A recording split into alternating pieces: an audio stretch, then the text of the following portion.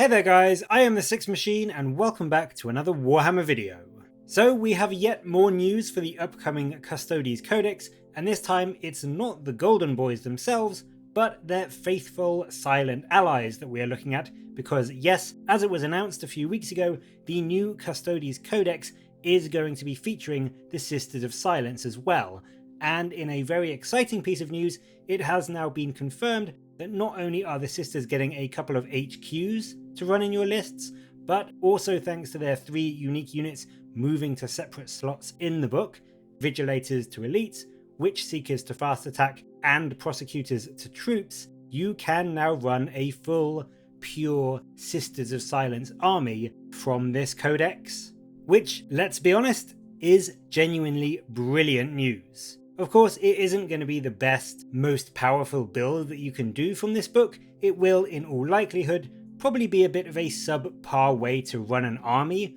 from this book, but it is very cool that this codex does give you the option to run it that way if you want to. And if nothing else, this will give a huge boost to the codex overall, in that you now have access to some much cheaper HQ and troop options compared to what you had in 8th edition. With this new book, you could very easily swap out a squad of Custodian Guard for a squad of Prosecutors, saving you somewhere in the region of about 90 to 100 points right out of the gate, and then if you really wanted to skim the points to use elsewhere, then you can now 100% swap out a Shield Captain for the new Sisters of Silence HQ, the Knight-Centura.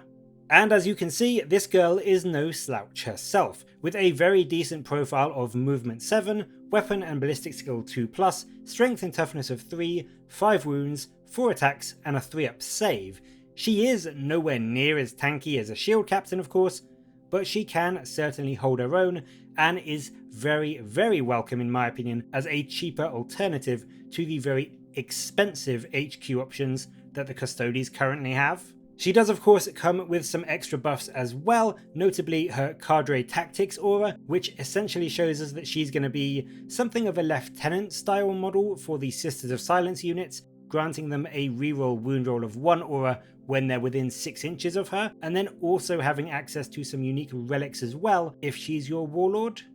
The one they show off in this preview is the Raptor Blade, which has a very beefy Strength +3, -4 AP, 2 damage profile, which lets her swing with her 4 attacks at Strength 6 into your enemy. And then on top of that, she isn't the only Sisters of Silence HQ that the Custodes can now bring, and the named Sister Alea from the now quite famous Watchers of the Throne book series can now be brought along by herself. Which means that you could arguably run an entire battalion with these 2 HQs, Alea and a Knight-Centura, to fill out your HQ slots, and then just fill the rest of your army with the Witch Seekers or the Prosecutors, and have, as I said, a full, pure Sisters of Silence army. We don't get to see all of the rules for Alea in this preview, but it does stand to reason that she will still have her Somnus Blade to help her cut down the enemies of the Imperium, and her other anti-psychic rules that she currently has. What she does have that's new, however,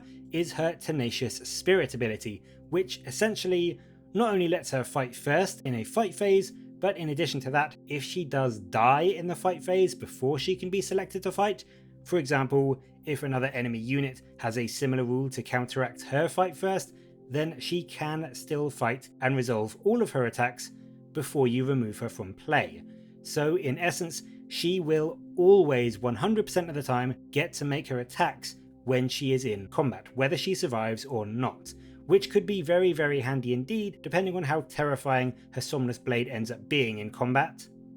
So that's it for today, another relatively short one, but honestly some very cool news for Custodes players. This book looks like it really is going to allow you to build some unique varied builds, and if you don't want to just run a pure small tiny elite Custodes army, you can now very easily mix in some cheaper, more quote-unquote throwaway units to help you sit on backfield objectives or perform actions, or just free up some extra points for some more tanks and dreadnoughts and terminators. But what do you think of the new Sisters of Silence HQ, and are you happy to see Prosecutors in the troop slot? Let me know in the comments below, and as always, thank you very much for watching. Please do like and subscribe for more Warhammer content from me, but until next time,